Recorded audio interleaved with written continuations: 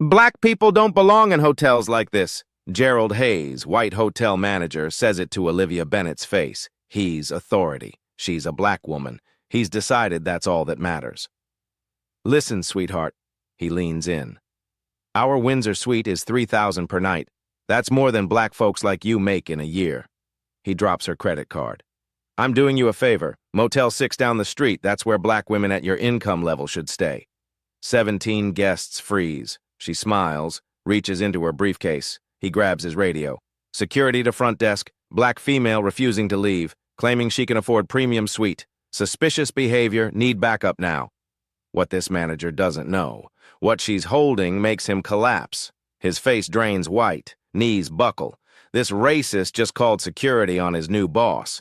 If they've judged you by skin color, comment justice now. Hit subscribe. You need to see this end. Olivia Bennett didn't buy a hotel on a whim. She spent 15 years earning this moment. 38 years old, MBA from Cornell. She's turned around 8 struggling properties in 12 years. Started as front desk associate at 23, learned that fixing hotels means fixing the culture first. The Sterling Grand is her newest acquisition. 200 rooms in downtown Chicago, built 1987. Now coasting on a dead reputation. Staff turnover at 41%. Whispers of toxic culture. She paid $17 million through Meridian Equity Partners. Closed September 12th. Public announcement October 10th. That gives her 28 days to see the truth as a guest. Gerald Hayes manages this hotel. 11 years here. Old school hospitality. Code for something darker. Olivia researched before signing. Found complaint logs going back 3 years. 6 complaints against Hayes, all involving guests of color. All resolved with quiet settlements totaling $324,000, all buried under NDAs. She knows about Patricia Woods, $85,000 to stay silent after Hayes questioned her credit card publicly. She knows about Carlos Martinez, $52,000 after Hayes doubted he could afford a conference room. The pattern is clear. Colonial Hospitality Group, the parent company, chose hush money over accountability every time. So Olivia booked the Windsor suite under her name, $3,200 for 6 nights. Everything legitimate. Everything designed to see if Hayes would profile her like he profiled the others. She's here for evidence. September 29th, 2:47 p.m. She wears a Navy Theory suit, $1,200 perfectly tailored. Looks exactly like what she is, a successful black businesswoman. The lobby impresses. Vaulted ceilings, crystal chandelier, Italian marble, fresh lilies, everything signaling wealth and status. Olivia's walked into rooms like this her entire career. Rooms where people assumed she was cleaning staff. Boardrooms where they assumed she was taking notes, not leading meetings. She learned to document everything. Her iPhone records in her jacket pocket. Illinois allows one-party consent. Everything said becomes evidence. She walks through the revolving door, heels clicking on marble. A bellhop nods. She approaches the front desk where Angela Cooper, 29, blonde, looks up professionally. Then Gerald Hayes emerges from the back office. His expression changes instantly. Eyes narrow, smile thins, the warmth evaporates. She's seen this look before. It says, "You don't belong here." She reaches the counter, sets her bag down, smiles. "Good afternoon, checking in. Olivia Bennett." Angela's fingers move across the keyboard. "Yes, Miss Bennett. Windsor suite for 6 nights." Gerald steps closer. Too close. Cologne overpowering, voice carefully controlled. "Is there something I can help you with?" Not a greeting, a challenge. Olivia keeps smiling. "Just checking in, thank you." But Gerald's already decided. What happens next will be recorded, witnessed by 17 guests, and seen by millions online. The clock reads 2:48. The humiliation begins now. "Are you sure you have a reservation?" Gerald asks it while staring at the screen showing Olivia's name. Windsor Suite, 6 nights, paid deposit, confirmed. "Yes, confirmed 6 days ago." He drags it out skeptically. "Identification and payment method?" Olivia produces her driver's license and American Express. Gerald picks up the license, studies it like evidence at a crime scene, holds it to the light, traces the edges, checking for forgeries. "Lincoln Park address?" He says it like an accusation. "That's correct. And you're paying with this card?" The Amex sits right there. The question makes no sense. "Yes, as indicated in my reservation. He examines the card, flips it, checks the signature. This black woman's credit requires more scrutiny than any white guest's ever has. What brings you to Chicago? Angela shifts uncomfortably. This isn't standard procedure. This is interrogation. Business, hospitality consulting. His eyebrow raises. Disbelief. And you're staying 6 nights in our Windsor suite? Alone? That's correct. No company booking, no corporate account, personal travel. The lobby's filling, 3:15 crowd. A couple waits behind Olivia impatiently. A businessman glances up from his phone. 3 women near concierge pause their conversation. And who are you meeting here? I'm sorry? Who are you meeting? Each word deliberate. A woman doesn't book a $3,000 suite without a reason. The implication, sex work, scam, something illegitimate. I'm not meeting anyone. Property assessments. Property assessments. He mocks it. Which properties? Various Chicago hotels. Interesting. He picks up the desk phone. Doesn't dial. Angela, hold processing. I need to verify some things. Verify what? Olivia stays calm. My reservation exists. My ID is valid. My payment is active.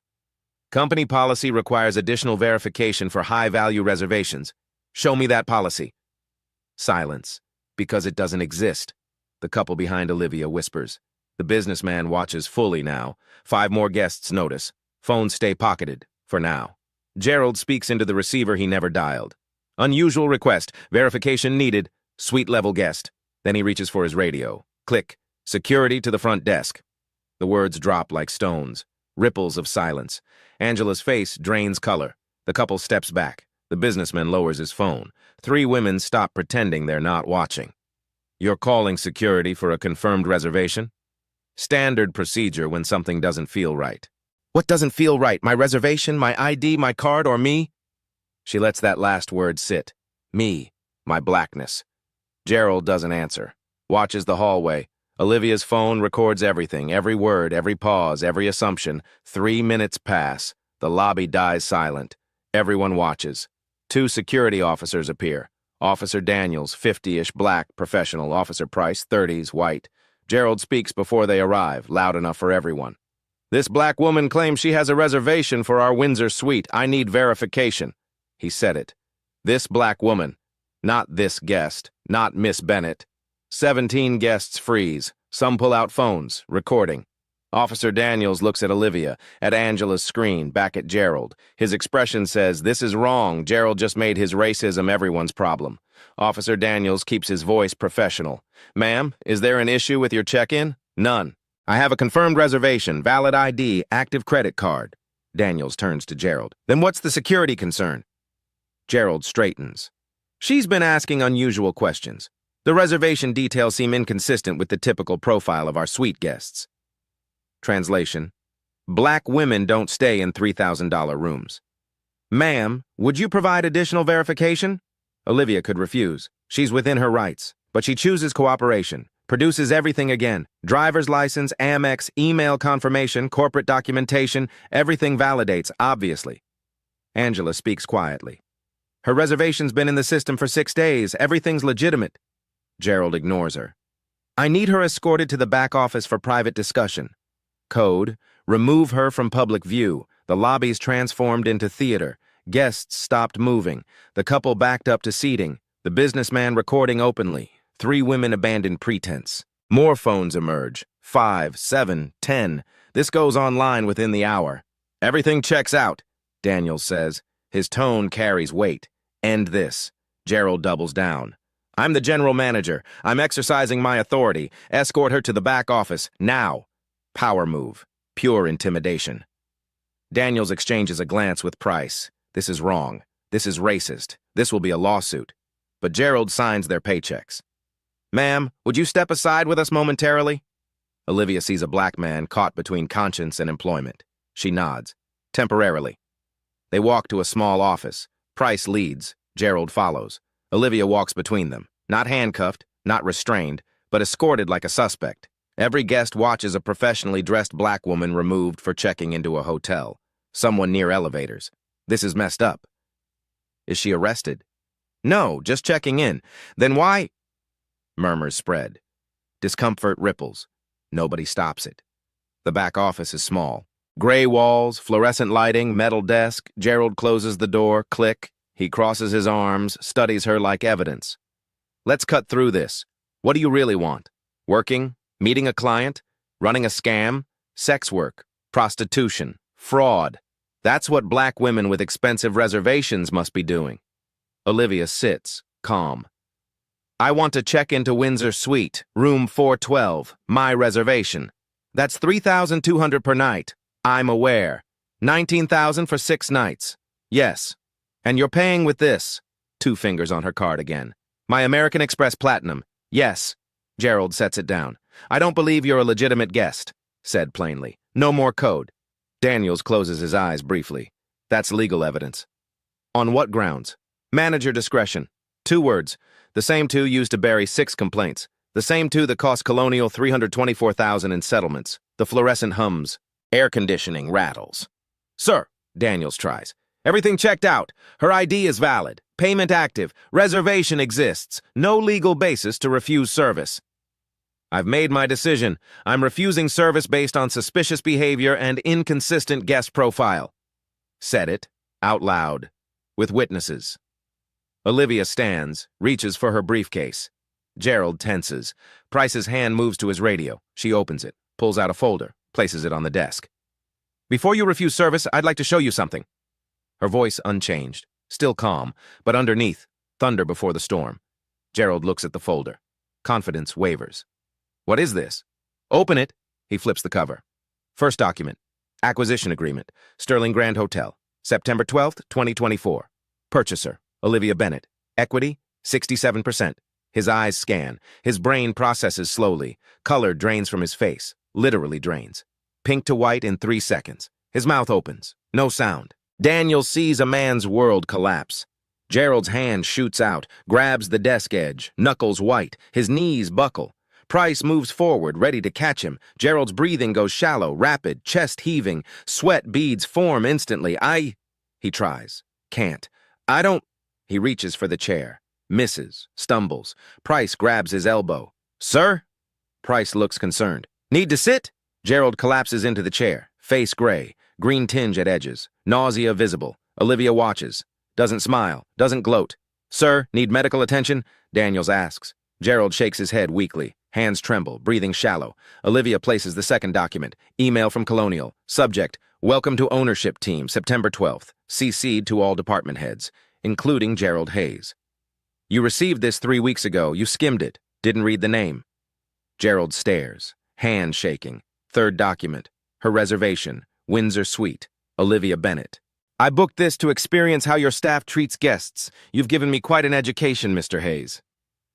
Gerald tries to stand. Legs won't support. Sits back hard. Miss Bennett, I didn't... You were just what? Following protocol where you question black guests? Silence. Heavy. You're suspended. Effective immediately. Pending investigation into discrimination complaints. You're not... My equity stake says otherwise. I'll call Thomas Bradford in 5 minutes. Clear your desk. Gerald sits trembling, sweating, career ending in a windowless office. Olivia walks out, head high. Gerald emerges 30 seconds later, face pale, gait unsteady. Walks past 17 guests who watched him call security. Holy shit! Did you see his face? I recorded everything. Gerald doesn't look up. Heads to back offices where his career used to be. Angela hands Olivia her key card, barely containing awe. Windsor Suite, 4th floor. Enjoy your stay, Miss Bennett. As elevator doors close, Olivia finally exhales. Point proven. Real fight starts now. The elevator rises. 1, 2, 3, 4. Olivia leans against brass railing, adrenaline draining. Her hands stayed steady the entire time. 15 years of proving she belonged taught her that. The Windsor Suite, $19,000 for 6 nights. Gerald didn't think she could afford it. Gerald was wrong. The suite is beautiful. Living room, bedroom, marble bath, floor-to-ceiling windows overlooking Michigan Avenue. She sets her bag down.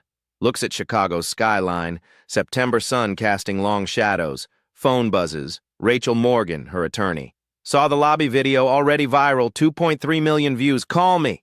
Olivia pulls up Twitter. Searches Sterling Grand Hotel. First video, 43 seconds. Gerald saying, "This black woman," loud enough for everyone. Officers arriving. Olivia escorted away. 2 hours ago. Caption, "Hotel manager profiles black woman. Watch her stay calm." Thread coming. 2.3 million views. 58,000 retweets. I've been this woman. Every black professional's nightmare. The way she stayed composed. Queen. Update. Someone said she owns the hotel. Manager's face when he realized. Chef's kiss. Second video, Gerald emerging, face pale, walk unsteady, voiceover. Bro looks like he saw a ghost. 300,000 views. Third video, Olivia at desk. Angela processing check-in. Caption, "She got the room and his job." 400,000 views. Olivia opens her laptop, checks her secure drive. Gerald Hayes' file, 11 years, 7 complaints, 6 involving race, all settled with NDAs. Patricia Woods, 85,000. May 2022. Carlos Martinez, 52,000. November 2022. Jamal Thompson, 78,000. March 2023. Keisha Robinson, 61,000. August 2023. Raj Patel, 48,000. January 2024. Total, 324,000 in 18 months. Olivia Bennett, today, the one who wouldn't take money. Phone rings. Rachel. Tell me you recorded it. Every word. Voice recording. One-party consent. Beautiful. I'm getting calls from 3 former guests. They saw the videos, want to break NDAs, willing to testify. Who? Patricia Woods called directly. Watching your video gave her courage. Olivia closes her eyes. Patricia, whose silence enabled 5 more victims. What else? James Sullivan, night shift supervisor at Sterling. He's been documenting Gerald for 2 years. Physical evidence, photos, emails, ready to go public. Why now? Because you didn't take the settlement. He's been waiting for someone with power who wouldn't disappear. Olivia looks at the skyline. Sun lower, shadows longer. She could stop here. Fire Gerald, reform quietly, move forward, but 6 people took money and let the system continue. Set up meetings. Everyone who wants to talk, document their stories properly. Colonial has unlimited legal budget. They'll make this expensive. I'm sure. One more thing.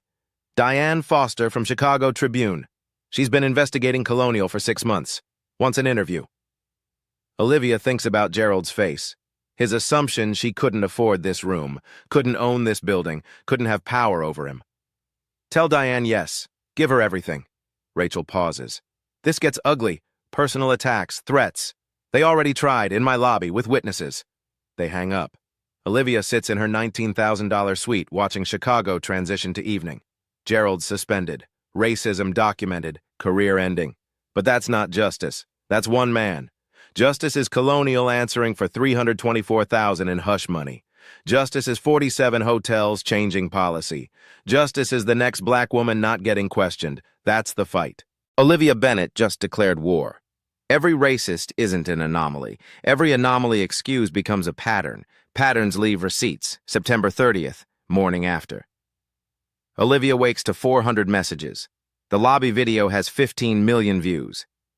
Hotel manager calls security on black woman. She owns the hotel, trends nationally. Everyone has opinions. Olivia ignores them. Opens laptop, calls Rachel. We need to go deeper. Gerald's a symptom. Agreed. I've subpoenaed Sterling's employment records. You can authorize as owner. Do it. Everything from 5 years. By noon, Rachel delivers the first batch. Olivia spreads files across the Windsor Suites dining table. Employee Incident Report #221047, March 2021. Black male guest questioned. Hayes called security anyway. Resolution, internal coaching. Employee Incident Report #222034, May 2022. Patricia Woods. Hayes questioned credit card publicly. Settlement, $85,000, NDA signed, file sealed, first sealed settlement. First time Colonial chose money over accountability. 6 documented complaints in 4 years. 3 with settlements totaling $324,000. 3 with internal coaching producing no change. All 6 complainants, people of color, pattern established. Phone rings, unknown number. Miss Bennett? James Sullivan, night supervisor at Sterling. I need to talk about Gerald Hayes, about what I've documented. They meet in the hotel business center at 3 p.m. James is 31. White, nervous, carries a thick folder. I've worked here 4 years. Watch Gerald profile guests constantly. Reported up the chain. HR said I was oversensitive. Corporate told me to mind my business. He opens the folder. So I documented everything myself. 127 pages, printed emails, screenshots, photos of handwritten notes, witness statements from 12 staff, signed, dated, notarized. This is Gerald's watch list. James slides over a photo. Notepad in Gerald's handwriting. Names with coded descriptors. AAF, solo, suite. HM, cash payment, suspicious. AA means African American, James explains. H means Hispanic. Watch these guests more carefully. Olivia's jaw tightens. He kept this at the desk. In his office. I photographed it 6 months ago. More pages. Email chains Gerald to HR. From Gerald Hayes to HR Director date, March 17, 2023. Subject. Guest situation resolved, handled Thompson situation discreetly. Guest was insistent, but financial resolution achieved. Recommend maintaining current standards. Translation. Paid Jamal Thompson to go away. Let me keep profiling. From HR Director RE. Guest situation resolved, acknowledged. Legal will process. Going forward, loop in regional management before escalating to security. Translation, keep doing it. Be quieter. Corporate knew, Olivia says. Corporate encouraged it. James pulls another document. This is the smoking gun, internal memo. September 20th, 2024, 9 days before Olivia's incident. From Thomas Bradford, VP Operations, Colonial Hospitality 2. All general managers, 47 properties. Subject, guest experience standards, enhanced verification protocols. Effective immediately. GMs authorized to implement discretionary verification for reservations outside typical customer profile. Standard verification applies to first-time guests, non-corporate bookings, high-value reservations without established loyalty, guests whose presentation appears inconsistent with suite-level accommodations. Olivia reads it 3 times. Presentation inconsistent with suite-level accommodations, that's code. That's permission, James says. Corporate told every GM, profile guests who don't look wealthy. It's systemic. Phone buzzes. Diane Foster, Chicago Tribune. Can we talk? I've been investigating Colonial for 6 months. You have the platform. Let's expose this. Olivia meets Diane at a coffee shop. Diane's 44. Sharp. Portfolio stuffed with documents. I've interviewed 9 former Colonial employees, 4 settlement recipients willing to break NDAs. All same story. GMs empowered to discriminate, corporate protects them, victims paid to disappear. She slides over financial records. Colonial paid $4.2 million in discrimination settlements over 7 years, across 47 properties, none publicly disclosed. $4.2 million? That's what I can document. Who knows how many never filed complaints? Olivia thinks about those who just checked out silently. I want to publish everything, Diane says. Full investigation, your story as catalyst, but I need your cooperation. What do you need? On-record interview, access to James's documents, confirmation you'll testify. Yes, all of it. October 1st, Diane's article takes shape. Title, The $324,000 Silence. How one hotel chain paid to bury racial profiling. Rachel subpoenas Colonial's full records. Discovers 8 more cases at Sterling Grand. Settled before formal complaints, never documented. Total at Sterling, 16 incidents. $400,000 paid. Patricia Woods calls Olivia. I saw your video, voice shaking. I took their money, $85,000, told myself it was practical, my daughter needed surgery. You did what you had to. But he kept doing it to others. I bought my silence and someone else paid. Pause. I'm breaking the NDA. I don't care if they sue. October 2nd, Rachel's office. Patricia gives deposition. Gerald picked up my credit card with 2 fingers like it was dirty. Said, this seems unusual for someone in your income bracket. I'd saved 2 years. He made me feel like a criminal. Carlos Martinez comes forward. He asked if I was sure I could afford the conference room. I'm a VP at a Fortune 500 company. He assumed I was catering, tech support, anything except running the meeting. Keisha Robinson joins. He questioned my medical credentials, asked if I was really a doctor, like black women can't be physicians. 3 settlement recipients breaking NDAs, choosing truth over silence. James adds his 127 pages. 12 staff provide supporting testimony. Angela confirms she watched Gerald profile for 2 years. I tried reporting it. HR said Gerald followed discretionary protocols. When I pushed back, they implied my job was at risk. The evidence stacks, pattern solidifies, receipts accumulate. September 29th, Olivia's incident. Video documented, 17 witnesses, 15 million views. September 20th, corporate memo authorizing discrimination, 2021 to 2024. 16 incidents at Sterling. 400,000 in settlements, 2018 to 2024, Colonial nationwide, 4.2 million, 47 properties. Systematic policy.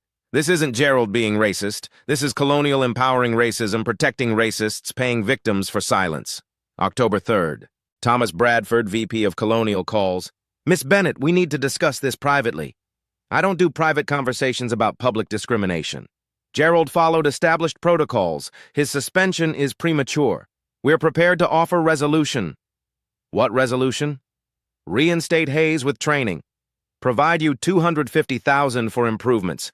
Joint statement about mutual misunderstanding. Translation. Take money. Stay quiet. No, Olivia says. You're making a mistake. We have significant resources. Legal teams will protect our brand. I have something better. Receipts. She hangs up. The counterattack begins. But Olivia has 16 victims, 4.2 million reasons, and a journalist about to publish everything. Silence ends now. The system doesn't go quietly. It hires lawyers, spins narratives, reminds you what you have to lose. October 4th, Colonial Hospitality Group releases a statement. We take all allegations seriously and have launched a comprehensive internal review. Mr. Hayes has been placed on administrative leave. Colonial Hospitality is committed to exceptional service to all guests regardless of race. We have zero tolerance for discriminatory behavior. We are cooperating fully with Miss Bennett during this transition. Zero accountability, zero acknowledgement of pattern, zero mention of 4.2 million. By noon, the counter-narrative begins. Hospitality Insider publishes, New hotel owner creates controversy days into acquisition. Anonymous quotes, clearly from Colonial. She conducted a sting operation on her own staff. Questions arise whether this was legitimate or orchestrated for publicity. The spin. Olivia's the problem. She provoked Gerald. She's inexperienced, aggressive, seeking a lawsuit. Victim becomes villain. Gerald Hayes hires an attorney, paid by Colonial's insurance. They send cease and desist to Diane Foster. Our client demands cessation of your planned article. Publication constitutes defamation. Mr. Hayes followed established protocols in good faith. Characterization of racial bias is false and actionable. They're threatening everyone. Journalist, settlement recipients, anyone who speaks.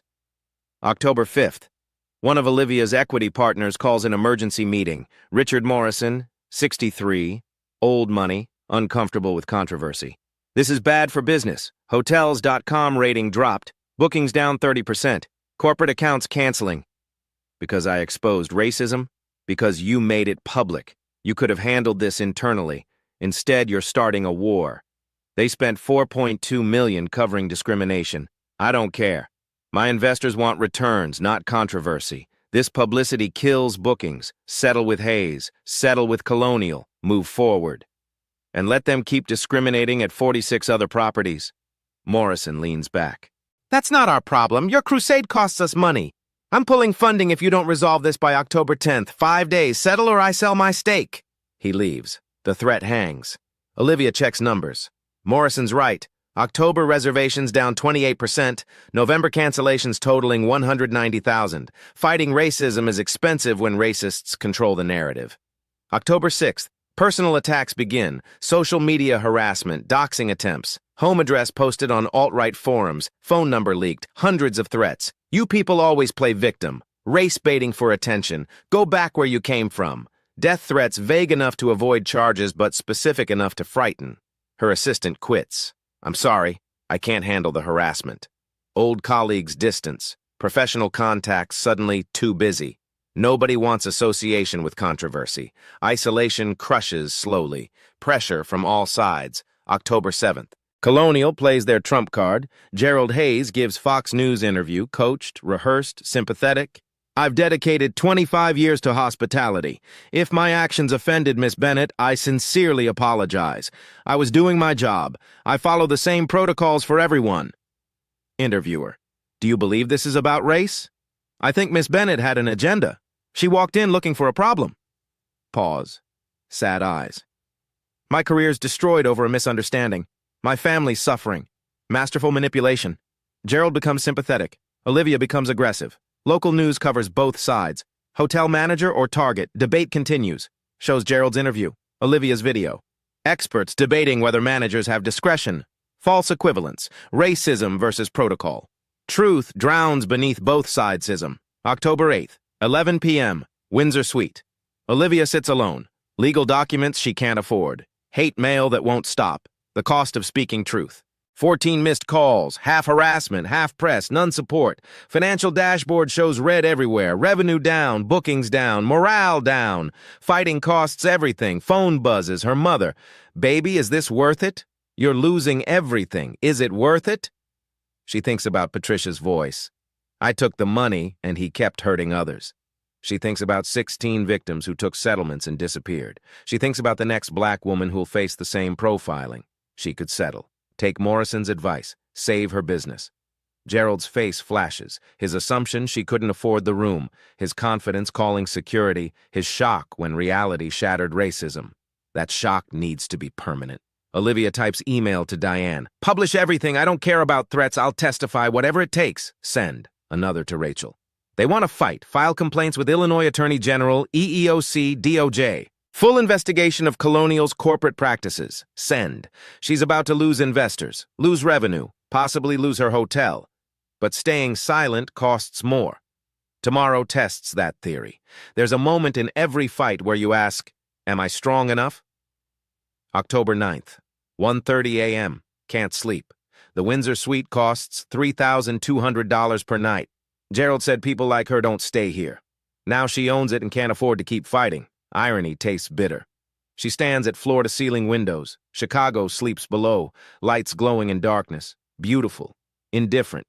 The AC hums, distant elevator dings, city noise muted through glass. 15 years climbing. Every room she proved she belonged twice as hard. Every promotion questioned, every success whispered. Affirmative action, quota hire, lucky. And still, Gerald saw her and decided. Threat. Phone sits on marble counter. 43 hate messages since midnight. Stopped reading at 20. Financial reports reviewed 4 times. October revenue down 31%. Corporate accounts canceling. Sterling Grand's reputation tanking because she refused silence. Morrison's ultimatum expires tomorrow. Settle or lose his 10%. Small until you lose it during cash crisis. She could call Bradford now. Accept the deal. Reinstate Gerald with training. Sign non-disparagement. Take $250,000.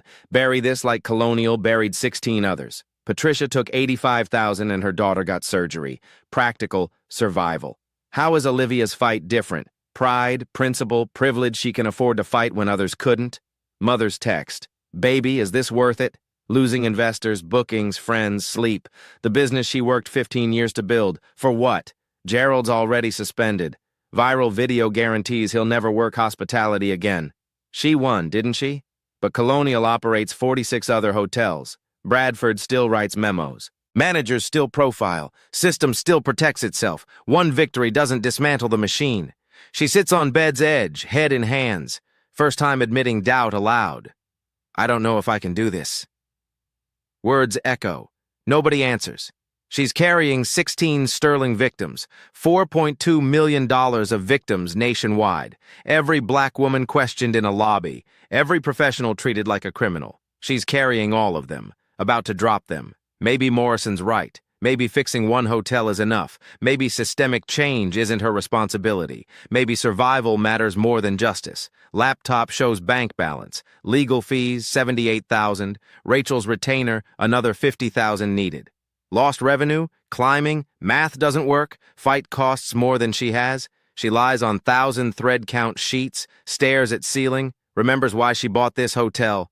Not profit, purpose. Because at 23, a manager said she didn't look like management material. Because at 31, a client asked if she was really the lead consultant. Because she walked into rooms her whole life and watched people decide she didn't belong. She bought this to prove something, to herself, to Gerald, to everyone who saw her skin and saw limitation. But proving something doesn't pay bills. Phone buzzes. 1:44 a.m. Email from James Sullivan. Subject, you're not alone. 12 of us ready to go on record. Public testimony. Names attached. We've been waiting for someone who wouldn't take money and disappear. You're that person. Don't stop. We need you because we can't fight alone. Second email. 1:45. Patricia Woods. Subject. I broke my NDA talk to Tribune today. If Colonial sues, so be it. Tired of silence. Watching you refuse to take it gave me permission to speak. Thank you. Don't give up. For the next person. Third email. 1:48. Diane Foster. Subject. Article goes live tomorrow 6 a.m. publication. Front page. This gets loud. Brace yourself. Thank you for not backing down. Olivia reads twice. Not alone. Never was. 12 staff risking jobs. Patricia breaking legal agreement. James documenting 2 years waiting for backup. They've been carrying this alone. Waiting. Until now. This isn't about Olivia's pride. It's about 12 voices finally able to speak. About Patricia choosing truth. About the next black woman being treated like she belongs. Can't do this alone. But she's not alone anymore. Olivia stands, walks to window. Chicago, still glowing. Texts Rachel. I'm in. Whatever it takes. Texts Diane. Publish everything. Texts James. Thank you. Tell the others. Together. Sets alarm for 6 a.m. Tomorrow article breaks. Tomorrow Colonial silence ends. Tomorrow the buried dig back. Fighting alone is impossible. Fighting together just became inevitable. Silence protects systems. But when 12 voices speak at once, silence shatters. October 9th, 6 a.m. Chicago Tribune homepage refreshes, front page.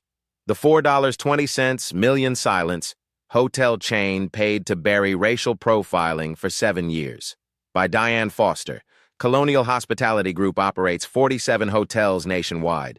Between 2018 and 2024, the company paid $4.2 million to settle discrimination complaints, none publicly disclosed. The Sterling Grand incident isn't an anomaly. It's a pattern. 4,300 words, fully sourced, devastating. Patricia Woods' testimony. They paid me to disappear. I took the money because my daughter needed surgery. But Gerald Hayes kept profiling black guests after I left. My silence enabled that. James Sullivan's documentation, photos of Gerald's watch list, emails between corporate and GMs, the September 20th memo authorizing discriminatory verification protocols, financial records, 16 incidents at Sterling Grand, $400,000 in payouts. Similar patterns at 12 other Colonial properties. The corporate memo reproduced in full. Guests whose presentation appears inconsistent with suite-level accommodations. 7 a.m. The article goes viral. Twitter explodes. #Sterling Grand truth trends nationally within 90 minutes. At civilrights.org. This is systemic racism with a paper trail. $4.2 million paid to maintain discrimination. 87K retweets at Black Professionals. Every black person knows this feeling. Now there's proof it's policy, not paranoia. 124K retweets. The lobby video resurfaces with new context. 18 million views. Comments shift. This wasn't one racist manager. This was company policy. $4.2 million, they knew. They paid to keep doing it. 8 a.m., James Sullivan posts on LinkedIn. I'm the whistleblower in today's Tribune investigation. I documented Gerald Hayes' discrimination for 2 years. I'm done being silent. 14,000 reactions in 3 hours. Comments pour in. I worked at a Colonial property in Atlanta. Same thing happened. Former Houston GM here. Corporate encouraged discretionary standards. That's code. 12 staff members from Sterling Grand changed their LinkedIn headlines. Standing with Olivia Bennett. No more silence. Angela Cooper posts video. 30 seconds. Voice shaking but determined. I watched Gerald Hayes profile guests for 2 years. I reported it to HR. They told me to stop causing problems. I'm sorry I didn't speak louder, but I'm speaking now. 600,000 views by noon. 9 a.m. Organizations mobilize. NAACP Chicago. We stand with Miss Bennett and demand full investigation of Colonial Hospitality Group's discriminatory practices nationwide. Chicago Hotel Workers Union. This is why we need stronger protections. Workers shouldn't face retaliation for reporting racism. National Black Business Coalition. We're calling for boycott of all Colonial properties until comprehensive reforms are implemented. Corporate travel accounts react. 3 major companies suspend bookings at Colonial properties pending investigation. 10 a.m. Former Colonial executives come forward. Michael Stevens, retired regional VP. I left Colonial in 2019 because leadership refused to address discrimination seriously. This has been a problem for decades. Competitor hotels distance themselves. Marriott. We maintain mandatory bias training quarterly and transparent complaint processes audited by third parties. Subtle, clear. They're throwing Colonial under the bus. 11 a.m. Financial pressure mounts. Colonial's parent company, publicly traded, sees stock drop 6%. Shareholders demand emergency board meeting. Major clients pause contracts. Tech conference relocates. Medical association cancels. Law firm ends corporate travel agreement. Boycott works fast. Noon. Olivia's phone explodes with support. Thank you for not taking the money. My son was profiled last month. Seeing you fight gives us courage. I took a settlement 5 years ago. Wish I'd fought like you. Richard Morrison, the investor who threatened to pull funding, calls. I was wrong. I'm staying. I'm sorry I doubted. 1 p.m. GoFundMe appears, started by a stranger. Support Olivia Bennett's legal fight against hotel discrimination. Goal, $50,000, raised, $132,000 by 3 p.m. Olivia donates it all to civil rights legal defense funds. 2 p.m. Gerald Hayes' support crumbles. His attorney releases statement. In light of recent revelations about corporate policies, we're evaluating our legal strategy. Translation, Gerald's been thrown to the wolves. 3 p.m. The tide has turned completely. From isolated hotel owner to movement in 72 hours. 12 staff testimonies. Patricia breaking her NDA. 4.2 million exposed. National boycott mobilized. Stock prices falling. Colonial can't settle this away. Too public, too documented. Too many voices. If you've ever been told you don't belong somewhere you had every right to be, drop a comment. Because Olivia's about to prove you're not alone. This is bigger than one manager, one hotel, one moment. Olivia stands in Windsor Suite watching her phone light up. Not fighting alone, never was. But the biggest receipt hasn't dropped yet, and when it does, Colonial goes from defending a manager to defending a conspiracy. They said it didn't exist. Then someone leaked the memo that proved they wrote it down. October 10th, 11:34 p.m. Diane Foster's email chimes. Anonymous sender encrypted. Subject, you need to see this one attachment. PDF, confidential, internal use only. She opens it. Internal memo. September 20th, 2024, 9 days before Olivia's incident. From Thomas Bradford, VP Operations to all general managers, 47 properties, subject, guest experience standards, enhanced discretionary vetting. The memo James photographed, but this version includes page 2, implementation notes, training guidance. Diane's hands shake. Implementation notes, page 2. GMs should apply enhanced vetting to reservations demonstrating risk indicators. First-time guests booking premium accommodations. Reservations outside typical demographic profile for property location. Guests whose appearance, dress, or demeanor suggests inconsistency with stated financial capability. Non-corporate bookings for extended stays. Discretionary assessment protocols. Request secondary identification beyond standard requirements. Inquire about employment, payment source, purpose of stay. Verify reservation authenticity through additional contact points. When uncertainty exists, delay check-in pending GM approval. If guest becomes confrontational, escalate to security. These guidelines protect brand reputation and ensure appropriate guest experience standards. Managers exercise professional judgment. Document all security incidents. Authorized, Thomas Bradford, VP Operations approved, Catherine Reynolds, Chief Operating Officer, Legal Review, completed September 15, 2024. It's all there, corporate policy. Guests whose appearance suggests inconsistency with financial capability. Typical demographic profile for property location. Coded language for question Black guests, Latino guests, anyone who doesn't look wealthy enough. And it's not just Bradford. The COO approved it. Legal reviewed it. This goes to the top. Diane calls Olivia. Midnight. I have it. The smoking gun. What? Page 2 of September 20th memo, implementation notes, explicit racial profiling as corporate policy, approved by C-suite. Diane emails the document. Olivia opens it, reads again. They put it in writing. They put it in writing. Distributed to 47 properties. This is conspiracy to discriminate. Olivia calls Rachel. 1 a.m. We file federal complaints immediately. Systemic discrimination with executive authorization. EEOC DOJ Illinois Attorney General. Based on what? Corporate memo explicitly instructing racial profiling. Approved by COO. Legal reviewed. Distributed company-wide. Rachel's silent, 3 seconds. Send it, now. October 11th, 6 a.m. Diane publishes follow-up. Hotel chain's secret profiling policy exposed in leaked memo. Full memo. Both pages reproduced. 7 a.m. National media. CNN.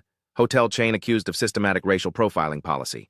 MSNBC. Internal documents show corporate authorization of guest discrimination. Washington Post. Colonial Hospitality's paper trail how racism became protocol. The memo becomes the story, not Gerald. Not one incident. Company policy. 8 a.m. Other colonial properties collapse under scrutiny. Atlanta. I'm a black doctor. They asked me 3 times how I was paying. White guests weren't asked once. Houston. Latino businessman. Front desk called my company to verify my position before giving me the conference room key.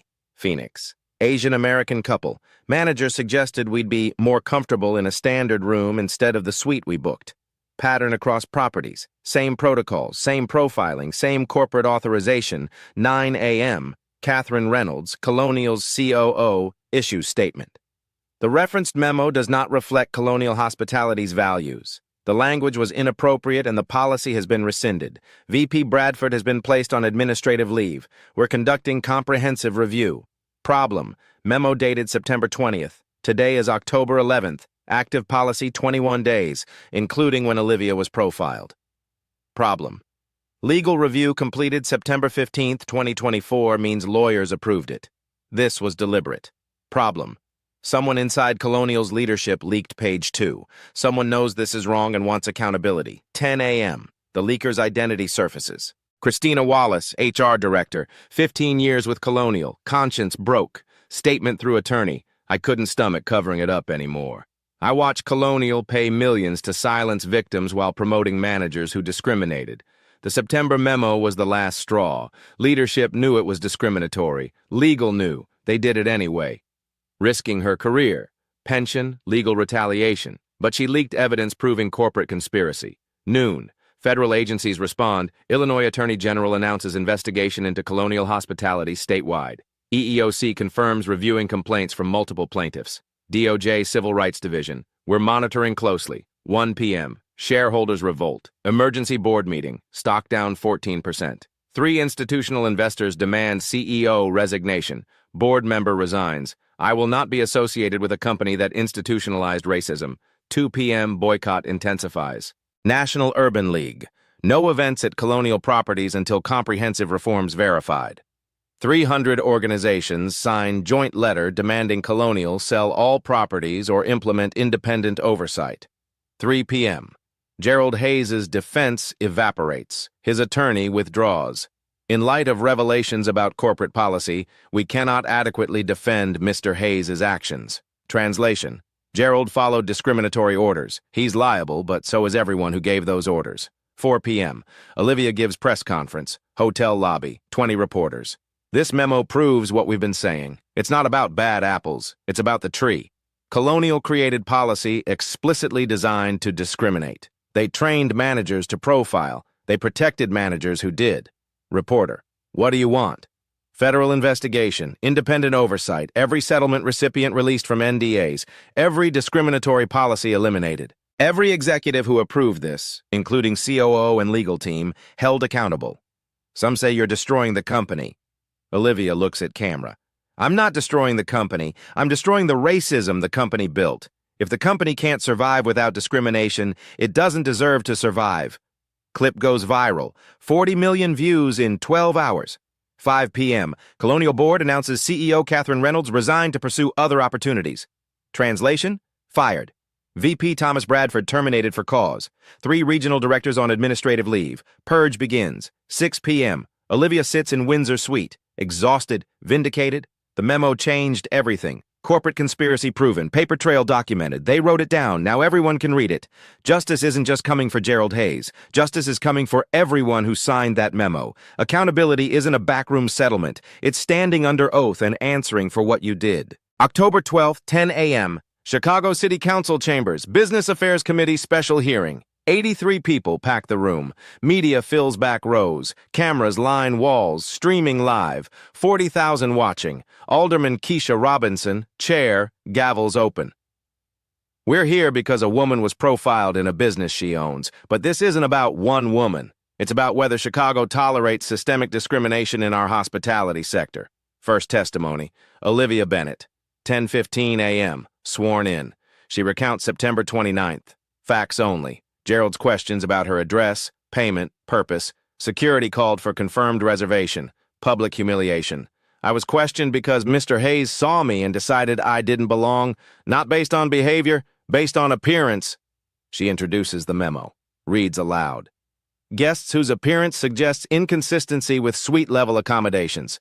I'm a black woman in a business suit with confirmed reservation and valid credit. What about my appearance was inconsistent besides my skin? Chamber goes silent. 6 people before me settled, took money, disappeared. I have privilege of ownership and resources. I'm fighting for those who couldn't.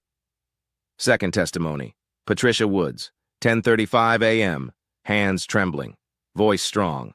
Gerald Hayes made me feel like a criminal. He held my credit card with 2 fingers like it was dirty, said it seemed unusual for someone in my income bracket. Pause. Collects herself.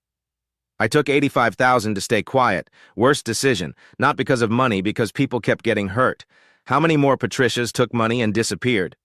Third testimony, James Sullivan, 10:50 a.m., presents 127-page documentation. Photos, emails, witness statements. I documented because no one in corporate would. They'd settle, forget, repeat.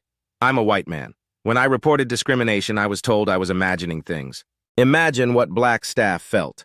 Describes Gerald's watch list. Corporate encouragement, culture of silence. Fourth testimony, Gerald Hayes, 11:10 a.m., subpoenaed, attorney beside him. Gerald looks diminished, gray, defeated. Alderman Robinson, Mr. Hayes, did Miss Bennett exhibit suspicious behavior September 29th? She was asking questions. What questions? About elevators, suite amenities, normal guest questions? Long pause. Yes. Then why call security? Gerald looks at attorney. Attorney nods. I had a concern. Based on what? Silence. Based on what, Mr. Hayes? Instinct. That word, instinct. Bias admitted under oath. Robinson leans forward. Instinct based on what factor? Gerald says nothing. Was it her race, Mr. Hayes? Attorney. My client maintains he followed corporate protocols as outlined in September 20th memo. Those protocols contained discriminatory guidance. Mr. Hayes believed he was following policy. Translation, Gerald's guilty, but corporate made him do it. Fifth testimony, Thomas Bradford, 11:30 a.m., former VP, subpoenaed. Takes Fifth Amendment on 12 questions. Who approved September 20th memo? Fifth Amendment. How many settlements has Colonial paid total? Fifth Amendment. Did you know the memo authorized racial profiling? Fifth Amendment. Silence convicts louder than testimony. Robinson. Your silence speaks volumes, Mr. Bradford. Noon. City Council vote. Motion. Refer Colonial Hospitality to Illinois Attorney General for civil rights investigation. Motion. Require all Chicago hotels to publicly report discrimination complaints annually. Vote 8-0. Unanimous. Chamber erupts in applause. 12:15 p.m. Olivia's closing statement. I didn't come to Chicago to be a civil rights case. I came to run a business. But when systems protect bias over people, business owners have a responsibility. She looks at Gerald. He won't meet her eyes. This hearing won't fix everything, but it's a start. To every person told they don't belong, in a hotel, a store, a boardroom, you do. And when they question that, make them answer why. Final line, no one should have to own the building to be treated with dignity. Applause, standing ovation, cameras flashing. Gerald exits side door, head down. No statement. Bradford hustled out by security, avoiding press. Olivia exits to reporter scrum. This isn't about me anymore. It's about what comes next. It's about ensuring the next black woman who walks into a Colonial Hospitality hotel gets treated like a guest, not a threat. Outside, Patricia Woods and James Sullivan wait. They hug. Survivors and allies united. The hearing ends. The reckoning begins. Justice isn't the end. It's what you build after. October 13th. Gerald Hayes resigns. No severance, no reference. Unemployable in hospitality. Thomas Bradford terminated for cause. Catherine Reynolds forced out. 3 regional directors fired. November 1st, Colonial Hospitality Group settlement. $4.2 million paid to 18 plaintiffs. No NDAs. Public apology issued. Illinois Attorney General investigation ongoing. 3 other colonial properties flagged for similar complaints. December. The Sterling Grand, under Olivia's leadership, implements new protocols. Mandatory bias training quarterly for all staff. Transparent complaint system through third-party hotline. No internal burial. Verification standards identical for all guests, regardless of appearance. No more discretionary protocols. New general manager hired Tamara Ellis, black woman. 20 years hospitality experience, symbolic and substantive choice. Staff diversity initiatives launched. Anonymous culture surveys conducted monthly. Zero tolerance policy for discrimination, enforced without exception. January 2025. Chicago passes city ordinance requiring hotels to publicly report discrimination complaints annually. Data transparency becomes law. Hotels can no longer bury incidents. Colonial Hospitality, under federal pressure and facing DOJ scrutiny, implements nationwide reforms across all 47 properties. Independent oversight board established with community representatives. Annual civil rights audits required. Mandatory diversity training expanded from quarterly to monthly for management. Other hotel chains preemptively update policies. Nobody wants to be the next Colonial Hospitality. Industry-wide change triggered by one woman's refusal to stay silent. The Sterling Grand thrives under new leadership. Bookings up 23% year over year. Staff retention highest in company history.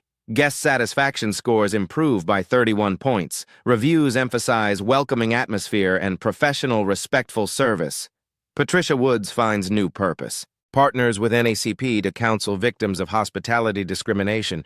Helps others navigate the system she once feared. Turns her pain into advocacy. James Sullivan, promoted to Assistant General Manager, oversees implementation of new protocols, trains incoming staff on recognizing and preventing discriminatory behavior. His documentation becomes case study in hospitality management courses nationwide. Angela Cooper leads diversity and inclusion training for new hires. Her testimony inspires other frontline workers to speak up when they witness injustice. Olivia Bennett becomes national advocate, speaks at hospitality industry conferences about building inclusive workplace cultures. Guest lectures at Cornell's School of Hotel Administration. Consulting practice expands to help other properties address systemic bias. She still owns the Sterling Grand, still walks through those doors. Now they see a leader. They see change. They see what accountability looks like. Gerald Hayes' instinct was racism. Olivia Bennett's instinct was justice. Professionalism without accountability is oppression in a suit. Real change requires receipts and the courage to make them public. One woman refused to take the money. 12 employees found their voices. $4.2 million in buried shame came to light, and an entire industry was forced to look at itself. The system tried to silence her. The system lost. If this story moved you, if you've ever been told you don't belong in a space you had every right to occupy, share it. Comment below where you're watching from and what justice means to you. Hit subscribe because these stories matter. These voices matter. Next time someone decides your worth based on your skin color before you open your mouth, remember, documentation is power. Solidarity is strength. Your dignity is non-negotiable. Hold the door open for someone who's been told they don't belong. Stand with them. Amplify their voice. Because justice isn't just about one person winning one fight. It's about making sure the fight doesn't have to happen again. Thanks for listening. Justice isn't loud, but it echoes when we witness it together.